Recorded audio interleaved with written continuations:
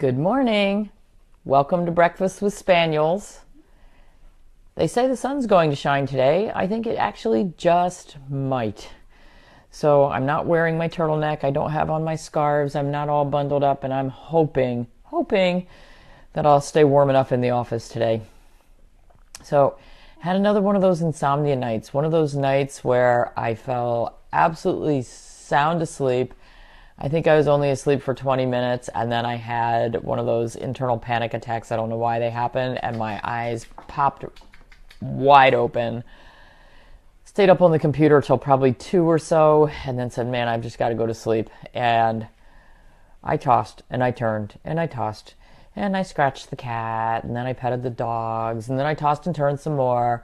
I think I finally fell asleep around 4:30, and then Hugh got up at 6. I kind of wanted to slap him.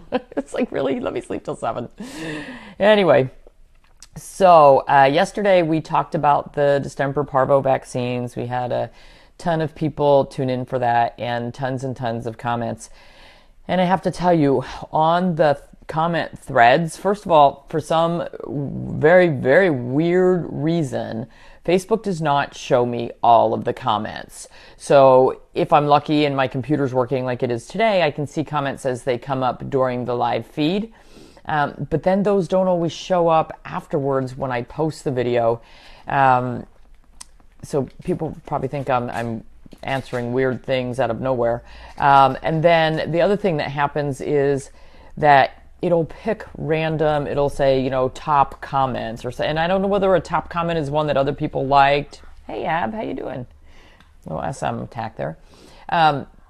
So I don't quite get why it doesn't show me everything. So, and once the threads get over 100 comments, there is no way I can comment on all of them, answer all of them, or answer questions. So if you have a really important question, just post it as a separate post because I can't see them in the feed all the time, and I don't understand how the whole thing works. Hi, Julie, I'm late, but I'm here. I love it. That's okay. We're doing the babble to get, for a couple minutes to get everybody signed on, so it's fine. So I wanted to continue talking about vaccines. And it's interesting, one of the talks I'm doing this weekend, I believe on Sunday, is actually vaccines, which ones we should and shouldn't do and how often and that sort of thing. So if you're going to be around Maryland, I know I keep pushing this, but I like to meet people face to face in person. It's kind of fun when somebody comes up and says, can't wait to meet you on February. Are you coming? Great. Oh, thanks. Yeah, I had my hair done yesterday, and I had to have the color changed underneath. It's got, you probably can't see it, but there's yellow and green in here, and that's because our, maybe you can see more over here, our colors for naturally healthy pets are bright yellow and bright green, and I had purple and blue in here, and I have a young hairstylist, and I just let her have fun, and, every time I go in, she's like, what are we doing today? I'm like, I don't care, whatever you want to do.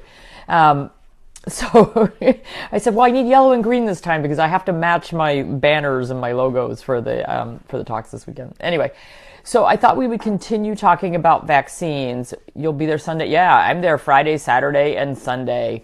Saturday is the 2-hour private seminar from 1 to 3. But then at 4 o'clock, I'm speaking again, and I'm not sure which one that is. That might be the dental health one, why it matters. And then on Sunday, I'm doing an hour talk on vaccines and an hour talk on pet food and how to choose the right formulation for your pets, whether it's dry or canned or raw or home cooked based on whatever's going on with your pets. So yeah, I'll be speaking a lot. My sister is speaking a couple of times each day as well. And I think Tanya Wilhelm, our friendly dog trainer, she's actually doing one on cats and litter box training one of the days. So this event, there's a cat show, there's a gerbil show, there's a guinea pig show, there's dock diving dogs. There's a ton of fun stuff going on all week. And there's a huge agility trial. I have a lot of clients that do agility. I've got some friends who do cavalier agility, which I think is so cool because we've got couch potatoes. Can you imagine any of these guys jumping over anything or moving faster than a snail? It's not going to happen. Anyway, So I digress. Shocking. My talks go like this too, by the way. If you haven't been to one of my lectures, for those of you who have. Get a head start going down to Maryland. Traffic was horrible going down for the horse expo this past week. Oh, lovely. Well, we have to go at 7 o'clock Friday morning to set up. So I'm not sure whether Friday morning we're going to be on the road live or here live and then bolt out of the house. Okay, today, Lyme vaccine. We're finally going to get to our topic. So Lyme vaccine, I don't like it. I don't recommend it. But a lot of people do request the Lyme vaccine. And I will admit that, we're in New Jersey. We're very close to Lyme, Connecticut, where the whole thing started. I have a lot of clients who have had Lyme disease themselves. I have a lot of patients who have been diagnosed with Lyme disease. And for the most part, Lyme disease is pretty treatable with doxycycline. We have some actually pretty good herbs for it. A couple years ago, 2 of our horses were diagnosed with Lyme disease, and I decided I didn't want to put them on the antibiotics. Horses are really sensitive to antibiotics for gut health. So I wanted to treat them with Lyme formula, which is a Jingtang herbal, Chinese herb. And so I bought these huge containers of it, put it in my horse's feed, and they said, not happening. So they wouldn't eat it. Sorry, Pookie just crashed the camera.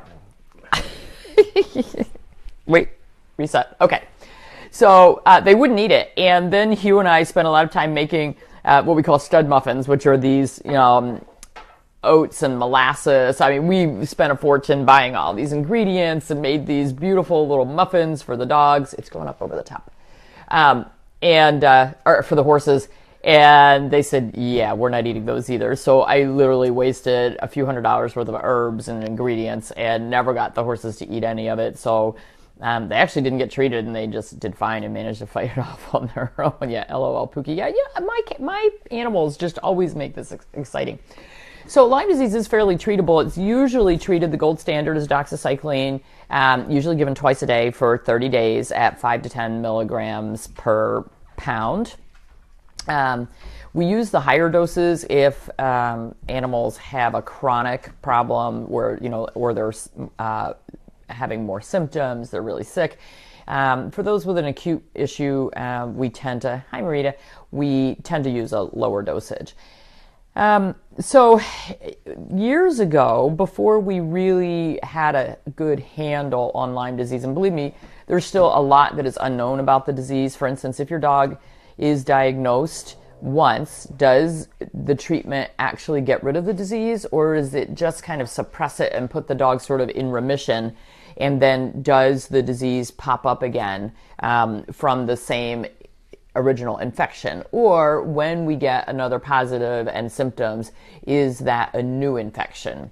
And I think the jury's still out. I think there's an awful lot that we still don't know, and I don't know how we're ever going to figure it out. That's not my area of specialty. So I just follow what the recommendations are at the time. So I would say maybe 15 years ago, we were seeing a ton of dogs in our practice. And remember when I first started in the area that I'm in, we had a lot of outside dogs that weren't receiving veterinary care. It's a very rural area. And exactly, Donna, is where I was heading. What we were seeing was a lot of dogs coming in with kidney failure, and because they didn't get regular veterinary care, by the time they would come to us, they had lost significant amounts of weight. They were drinking and urinating tons, and they weren't eating, and they were vomiting, and they were in the last stages of kidney failure. That's not when you want to start treating Lyme disease, because once you get to that point, you're in dire straits. The interesting thing is, for years, we would get those dogs, and we had, 2 or 3 a week, so it was a lot. And we would get them and we would recommend euthanasia because we said, well, their kidneys have failed and there's no hope for these dogs. And finally, I had a client with a Doberman that was diagnosed with Lyme disease. Kidney values were absolutely horrible. And this was, it must have been 20 years ago because it was before I was doing all the alternative stuff. And they said, we're not going to euthanize our dog. We're going to take him home. We're going to do everything we can. We're going to see what happens. And that darn dog lived another 3 years. And that was kind of my first indication that, whoa, wait a minute, maybe there's more we can do. Basically they went home and they cooked for that dog and they made him chicken noodle soup. And I mean, they did everything in their power. And I think the fact that they went home and did that, and they were, home cooking and spoon feeding and doing all the things that needed to be done, the dog survived, put the weight back on, did really well for years. And from that moment, I stopped euthanizing those dogs, and a lot of them turned the corner and did well. So, it really opened my eyes and changed the way I look at the disease. And then the guy, I don't remember his name, but the doctor from Lyme, Connecticut, who had done so much work with Lyme disease in animals, and had worked to help develop one of the first vaccines that came out for Lyme, came to our area and was doing a lecture. So all of our doctors and staff went to the lecture, and it was so educational. And he said, look, we need to start testing every single dog that walks in the door. And that was about the time they were coming out with the 4DX tests, which is the heartworm test that also tests for Lyme disease. But at that time, it was not a 4DX because we weren't testing for Ehrlichia and Anaplasma. We were only testing Lyme and heartworm. So we instituted this program where we said every single dog, when they get their heartworm test, it's not an option. We will also test for Lyme. And so we did a test and treat protocol for every dog that came up positive. We don't do it that way anymore. We still do the Lyme test every time we run a heartworm test. But we don't treat every single dog that comes up with a positive because we have a better test now.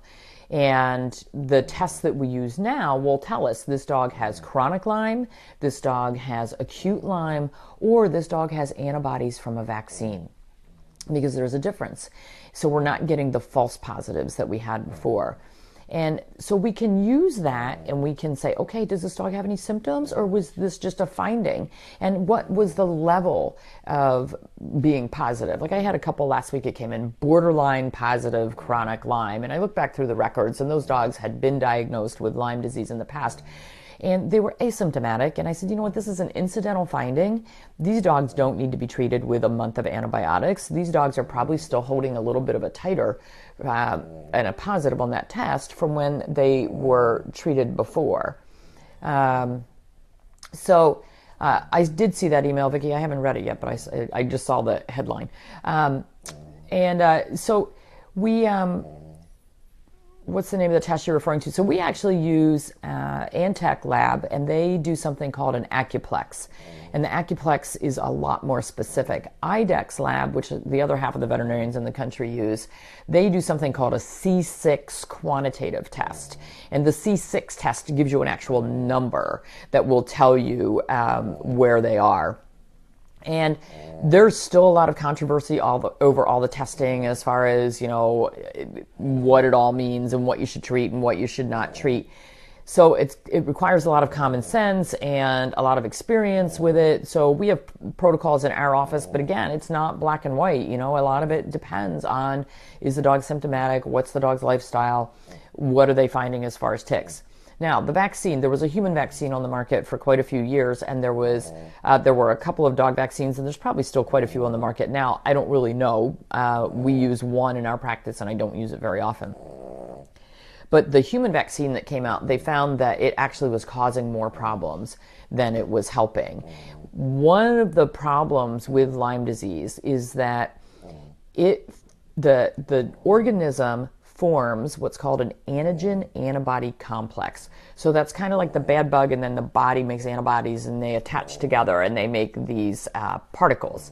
And those particles deposit in the joints and in the kidneys, and can also deposit in heart muscle. We do see seizures secondary to Lyme. My mother's, one of her Dobermans way back when, had a really abnormal EKG, and it ended up being Lyme disease. We treated it, and she did fine.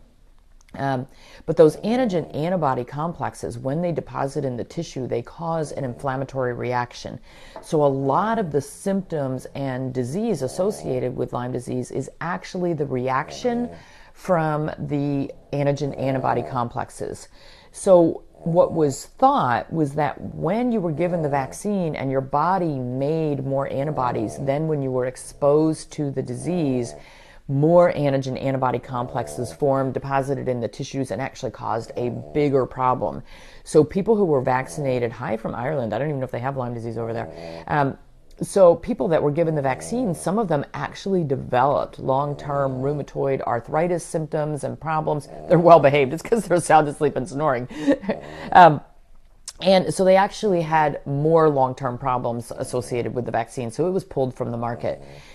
And there's a very similar vaccine that is used for the dogs. Don't ask me which companies make which vaccines. I don't know because, like I said, I'm not a big fan of the vaccine and I don't use it.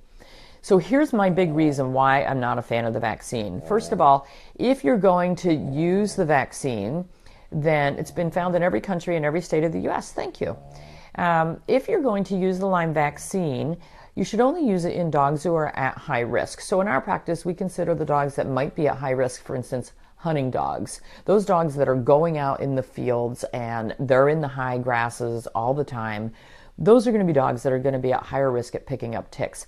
People who live in highly wooded areas with a lot of pine trees. Pine trees seem to rain ticks, at least in this area. So if you have a dog who's in a high risk situation, then we'll discuss the Lyme vaccine. What really gets me is I see dogs that come to me from other practices and they're, little 3-pound Maltese or Yorkie whose feet never touch the ground.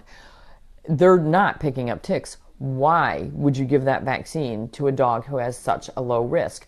People come in and I say, how many ticks a year do you pull off your dog? Oh, I've never found one. Why would you vaccinate for Lyme?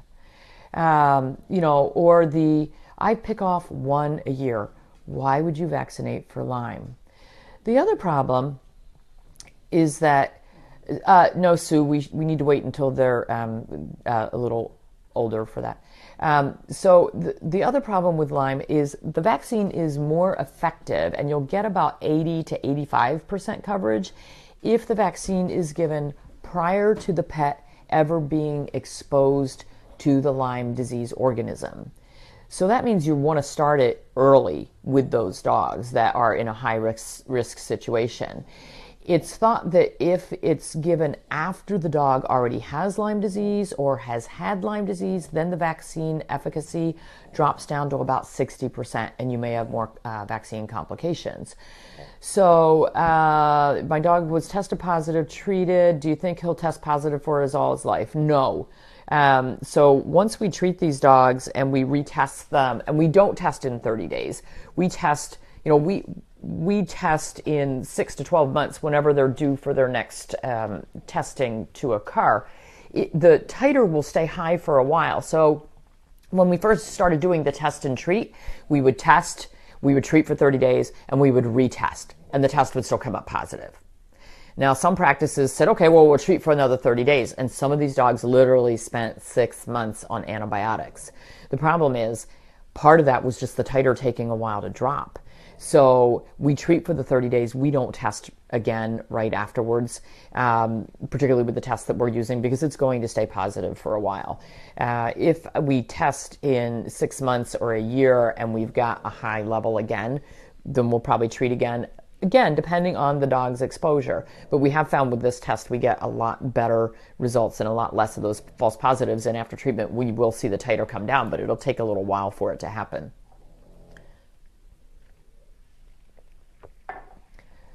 So one of the other reasons I don't like to vaccinate for Lyme is that really the problem is not the vaccinating for Lyme as much as keeping the ticks off the dog.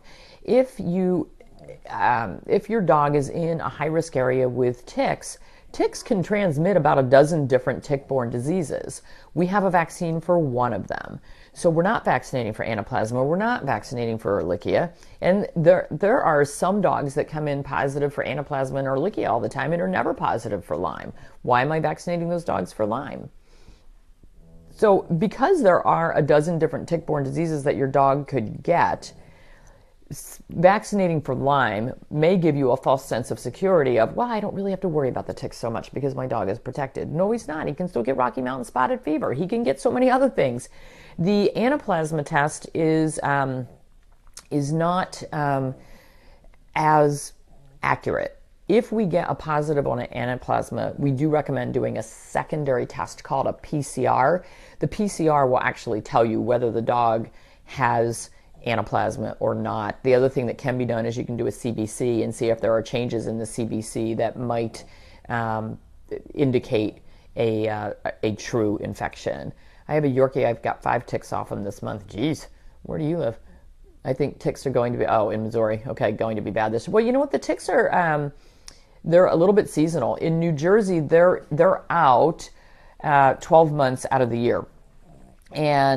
But we will see really high levels twice a year, and it's during the season change. So it's usually October going into November around here, and then again March going into April.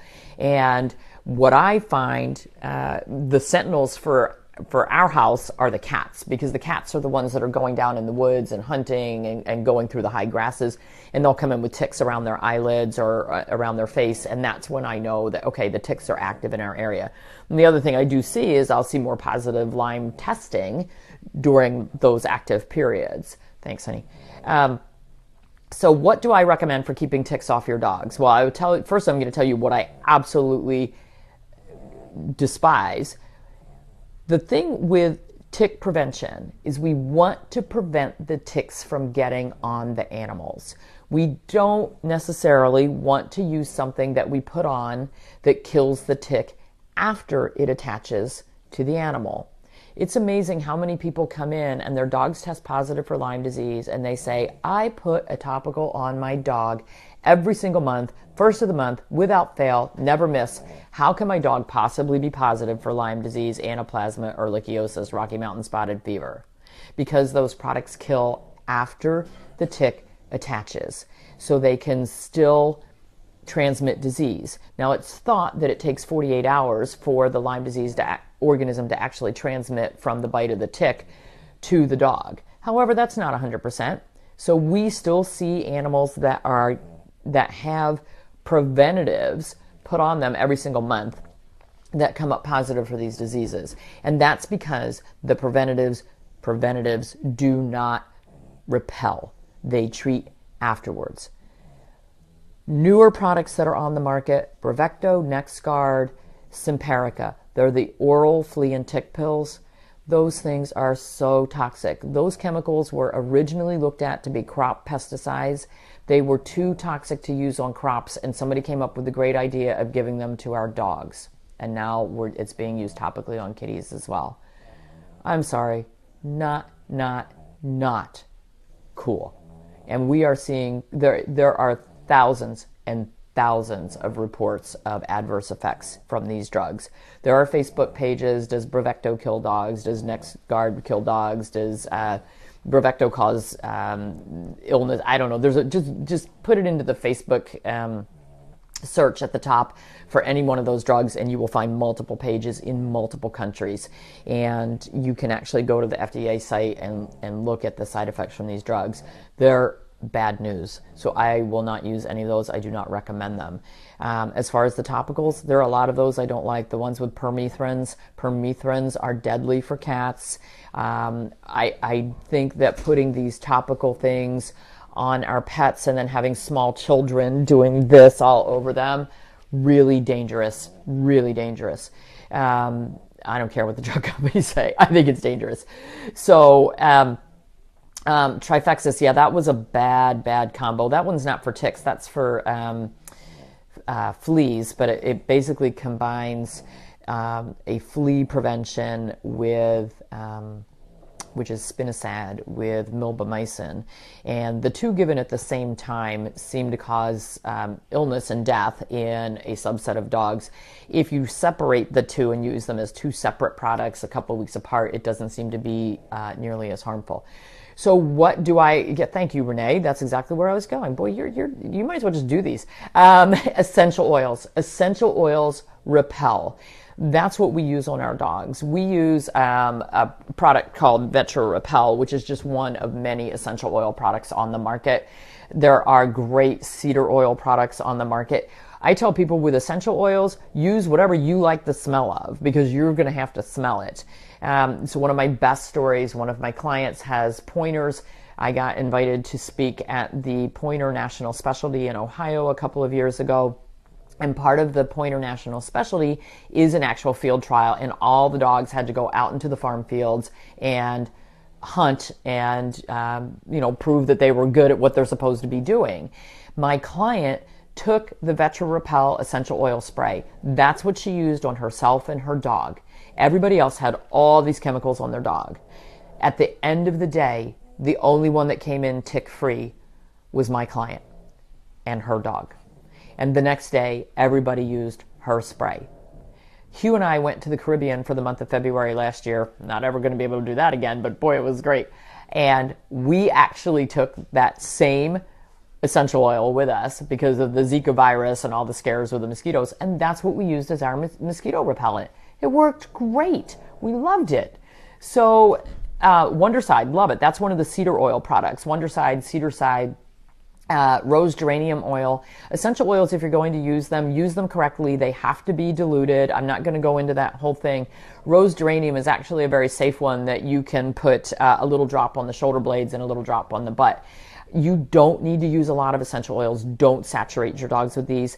Remember that your dogs have a great sense of smell, and if you're using a spray, don't spray in this area. You don't want them inhaling essential oils. So the goal is to repel, not to treat after the fact. So for years, my mom's gonna love this. For years, my mom put Frontline on her dog every month, every single month. And, I'm getting into being more and more and more holistic. And finally, I just said, Mom, why are you putting this on your dog every month? Why do you do this? And she said, I don't want my dog to have fleas and ticks. And I said, have you ever pulled a flea or a tick off your dog? She says, no, and I don't want to. And I said, well, did it ever occur to you that she just doesn't get ticks, that you don't live in a high tick area? Because, Mom, those don't repel. Took me a while to convince her. She finally stopped using the chemicals. Guess what? The dog still doesn't have fleas and ticks. Yay! She never did. So that's the point. If you're not finding them, your dog is not at high risk for them, because those products, the topicals, the orals, they don't repel. They kill after the fact. So stop using them. Use something that repels if you're in a high tick area. It may require multiple products. You can use DE or diatomaceous earth. Some of those essential oil products like Wondercide and Cedarside, they have sprays you can hook to your hose. You can spray your yard. You can make a perimeter around your house. You can spray in the house. We actually use it in a fogger in our barn when the horses are outside to cut down on the flies, gnats, mosquitoes inside the barn. It works really well. I take the cedar spray and spray the area around my horse's feed area and his food bucket because it keeps the flies away. Really good stuff. So let's stop using all the chemicals. Let's stop over-vaccinating. Start using some natural things that actually work better. I got to get going. I got a busy day at work, lots of consultations today and new clients. The dogs have a busy day snoring. Actually, 4 of them are going to the groomer today, so you might see some clean dogs tomorrow. Pookie's one of those. So have a great day. I'll see you tomorrow. Not sure what we're talking about. Maybe we'll continue vaccines, maybe not. Bye-bye.